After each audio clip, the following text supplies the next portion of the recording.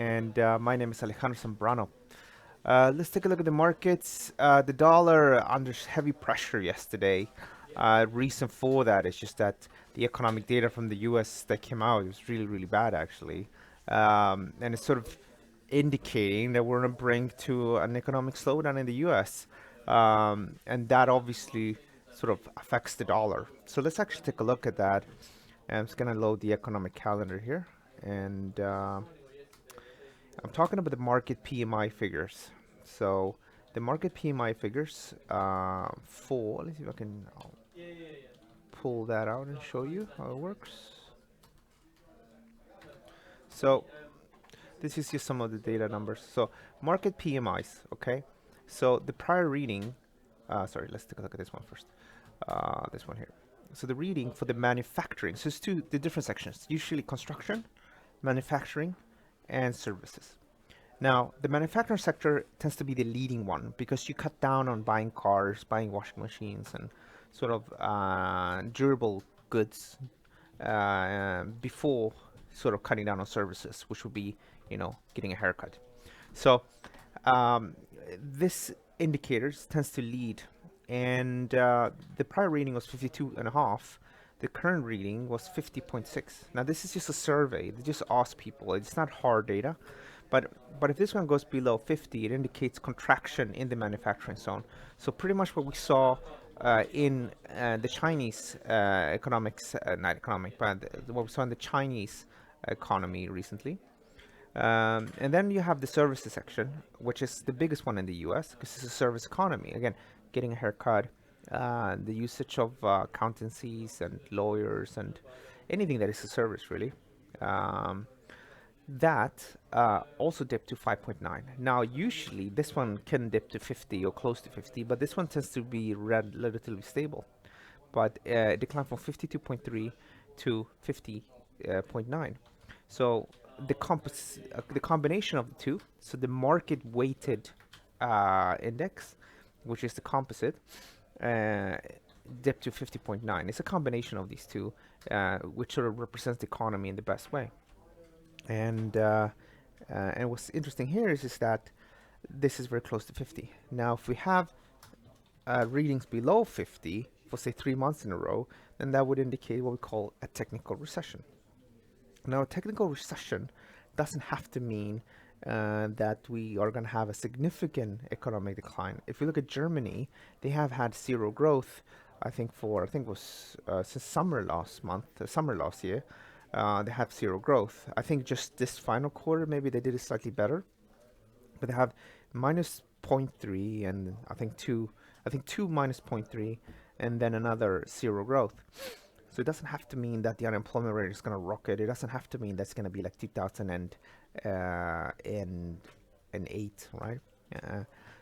But it's definitely an economic slowdown, and that I think people starting to say, okay, maybe we shouldn't be too bullish on the dollar, and that's why we saw, for example, the yen strengthen yesterday, and then people in general just selling dollars. And then here as well, you got new home sales, you got a significant decline here, but this one wouldn't pay too much attention to this one because it's actually quite a volatile indicator.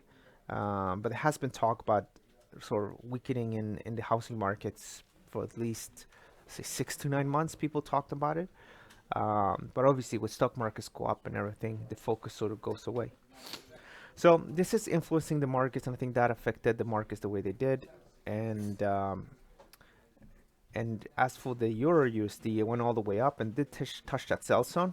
It hasn't necessarily changed the longer-term outlook, but we went down to the levels we talked about, that break level. Did trade lower, not sufficient to kickstart a downtrend, and now suddenly went all the way up, and we're back at pretty much where we were a few days ago. For this here going forward, there's no change to the outlook. The trend remains bearish below 1245, so there's no real change here. Just need to be a bit careful that people, again, tend to like to buy euros in time of crisis. As for the dollar versus the Japanese yen, it wiped out, I think, 1, 2, 3, 4, actually 1, 2, 3, 4, over 4 days of gains yesterday, and it pretty much back where we were on the 16th of May, which was Thursday last week. So went back to those levels. and here we're trading within that range. Let's see actually what's going on with the GBP yens that we talked about in the past. So this is the GBP yen and sort of continuing to go lower. It did touch this target that we shared with you guys. Let's take a look at Aussie Dollar Yen. So this is Aussie Dollar Yen, also sort of a bit oversold, but could easily sort of just trade below the lows and continue to go lower. So I think, at least from forex perspective, yen strength could continue. Unfortunately, pound yen and Aussie dollar yen, the very good entries were here, and they're pretty much gone. Doesn't mean that the market can't continue to trade lower, but again, the very good entries are gone. But what you want to look for, especially if we have lower stock markets, which I think can happen over the next few days, is if you are just a pure forex trader, focus a bit on the yen. You can also focus a bit on the Swissy. Now, I think what is more interesting now, I think from a risk-off perspective, is, a few weeks ago, pound yen, Aussie dollar yen. Now more so, for example, like the S&P 500, Nasdaq 100 as well. So you got a big head and shoulders, as we talked about. As you know, we said we can probably sell here. Actually, we said we can sell. This is the old buy sell zone. We said sell here. So that position is still in profit. In fact, we went down to the lower levels here. Because the market's, a bit non-trending, it's always good to take a decision if you want to book half of the position. If you think the market's going to trade lower, or maybe book whole of the profit here. So this position is still in play, is still in the money. We're now backing into the sell zone again. This is a new sell zone I created yesterday evening. And the new trend defining level is here at 28.75. So the first position this risk has been reduced there significantly. And I think here we can probably go a bit upwards again. We might even revisit, something like 2,850. But I think here again, the market's going to be under pressure. We can probably take out the lows. And if you really want to sort of get involved in something, check out the Nasdaq 100. I think the Nasdaq 100 is on the verge to breaking its head and shoulders. And for example, in my case, I traded a bit of pound yen, and now I'm looking at this. Maybe I'll trade some, maybe Nasdaq 100 or something like that. As for the GBP versus the USD, the latest slide in the dollar is definitely giving it a bit of rest. And now we're in that sell zone. It is perfectly fine to short sell here. Obviously, if we start to get a short squeeze in the dollar, this could be over. And unfortunately, guys, there's no easy way around it. In a downtrend like this one, if you're a true trend follower, then what happens is that you just go with the flow, go with the flow, go with the flow, go with the flow, and then at the end, it goes always back a bit, and you always give back a bit at the end of a trend. There's no easy solutions. I'm just gonna stick with the trend until proven otherwise. What I like to do though is, for example, I like to get involved in the beginning of a trend and then just go with the trend as much as possible. And then when things start trending, like here, for example, in the Aussie dollar, the market, the idea was to sell here. When things start trending, I don't get involved again, because ideally I was clever enough to go short already on the original breakout. So that's what I try to do. But yeah, so let's keep it simple. For now, this trend remains bearish below 27.47, and I think we can go down again from a trend following perspective. But as we all know, this market has been going down for a few days already, so not sure if it's going to continue to go down forever, but I think it still makes sense to be bearish. As for the dollar yen, it's still a choppy market, right? You can look at other yen pairs. Why? Because I think this is just going to trade sideways between 109.03 and 112.40. So bullish, bearish. Take out the lows, we break out of this triangle. Triangles in general are very hard to trade, but it would be fair to see a bit of a down move. As well with gold, I think gold moved up a little bit. I was on CNBC 2 days ago, and I'm going to show you that in a minute. And I talked about it, and obviously, if you think, the market is higher here. Why? Because the stock markets are lower. But what's interesting here is that there's no tradable pattern by itself. The only thing you can do if you happen to be very bearish is maybe buying at the lows, stop loss here, and then betting on stock markets going down. However, I think probably it's better just to work with the head and shoulders offered in stock markets. Just give me a second, guys.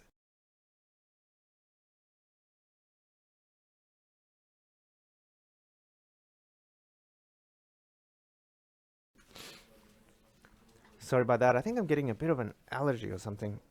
Um, had to deal with that. Um, yeah, so let's go back here. So you can do that. If you want to see that,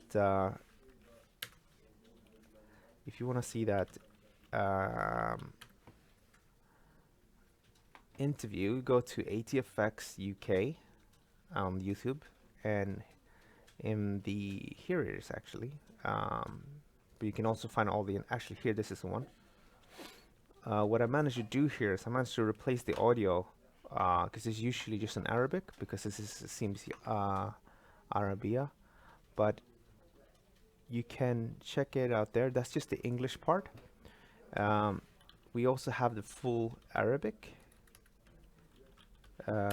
one on ATFX Arabic, and that is the full one. That includes answers in Arabic and questions in Arabic. The first link I sent to you is just the answers in English. Okay, let's move along here. Crude oil. Crude oil, massive slide here in price. So price took out 16.16, and I said a break here can probably take you down to this level, which it did, and they can probably continue to the next level, which is 54.50. Now I think here going forward, I think we're probably going to continue to trade lower, but we could easily have a bit of a correction, which makes perfect sense. So these are support levels. We may go up, and that level is something like 59.90. So might go up, and then from these levels probably gonna trade lower again. Let's take a look here, by the way. So we got a question about the DAX, which is also the market we're gonna cover now. Mr. Hyder that's asking about that, and the DAX for now remains bullish. Technically, if we look at a daily chart, I'm treating this as a bullish market. So there's no real change here to what I've been saying lately. You have, the price creating these higher and higher lows, which makes the trend bullish. And this is quite a significant low here, which is also, this was the head and shoulders breakout. So we moved up, and this could be what was called a hard retest of that. And really, as long as you trade above, I think technically, technically it's down here, but realistically, if we take out the lows here, this is gonna come down tumbling. So as long as you trade above the low here from May, we could potentially go and reach that head and shoulders target. So it's a bit of, you need to have a view here, like what do you think is gonna influence things? Do you think we're going to have a situation where we have a massive decline in stock markets? Then you don't go and buy this one. You on the other hand, if you're willing to take a bet and say, look, I think that maybe we're gonna have a bounce, then one can potentially buy here and just keep a tight stop loss below. Because if you're right, you're gonna be very well rewarded. You could be relatively well rewarded, not very well, but say we revisit today's lows. Say we revisit today's lows, stop loss just goes below. We hit that high, that's a 3.4 times risk reward ratio. If you like to keep positions for longer, then you're looking at maybe a 6 times risk reward ratio. And if we go all the way up to the target here, we could potentially get a 7.56 times risk reward ratio. So that's the alternative. That's the bullish view, because we are still dealing with a bullish view on this market. Okay. Guys, do you have any more questions? Anybody else, let me know. I have another one about the Dow, which I'm going to answer. But if you guys have any questions, let me know as well. Don't forget to hit that like button down here. Very straightforward. If you click on it, you support the channel, because when YouTube sees that, well, people liking this video, then they will recommend it to other people that are searching for market updates. So it's important that you help with that if you like the presentation. That is, if you usually come back, then you should definitely be helping out to share it as well. You know, on Twitter, you're most welcome as well to share it as well, like my retweets at Alex FX00. Um, okay, so we got another question here about the Dow. So let's take a look at the Dow. I just need to find it. Just give me a sec. So this is the Dow. Now the Dow, when you look at this, it doesn't look too much different than the Nasdaq. Sorry, the S&P 500. It has a bit of a head, left and right shoulder, and the trend defining level is 25,231. I have a few weeks ago I said you can probably buy here if you want to, and just be bullish above. That held well so far, but looking at this today, because that first original analysis was shared in the beginning of May, on May 8th, it looks more and more like head and shoulders, where, you know, if we have that break to the downside, we can see a significant move, and I think that's really the next move in the markets. It definitely makes sense from a macroeconomic like macroeconomic perspective and technicals that we're gonna go lower. The tariffs on the U.S. consumers have not been introduced yet. I mean, they have been introduced, but they're gonna be pumped up to 25%, as you know, I think from beginning of June. And I think the Federal Reserve published a report. I think I don't remember how much it was, but it was in billions, the amount of money that U.S. consumers are paying, because there seems to be a misunderstanding about how tariffs works in the White House. You see, the tariffs, the American people are buying goods from China, right? So what happens is that when they buy something, say it's 100 quid, $100, whatever they want to buy, suddenly they need to pay another $25, or they will be paying another $25. It's not for everything, but for about half of the goods. Washing machines and things like that, I think it's already above 25. So that money is not coming from the pockets of the Chinese.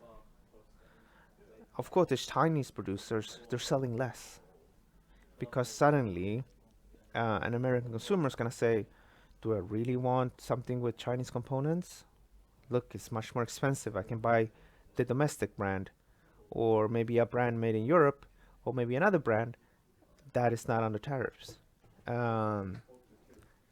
So obviously people shift away from buying goods from China. So yes, the Chinese lose money, but when Donald Trump says that his coffers are being filled up with tariff money, then that money is not coming from the pockets of the Chinese producers.